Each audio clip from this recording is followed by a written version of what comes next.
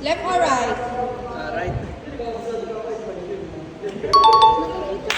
John 3:16. For God so loved the world that He gave His only begotten Son, forever so believe in Him shall not perish but everlasting life. Left. Left. Left.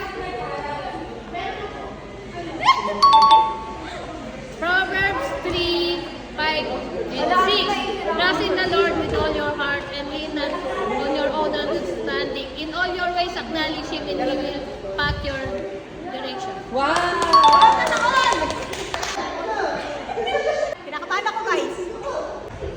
Right? Hoy, huwag ka matayayin! Nararamdam na Kawikaan 17:17. Ang kaibigan ay nagmamahal sa lahat ng panahon at sa oras ng pagtipitan, kapatid ang siyang tumutulong.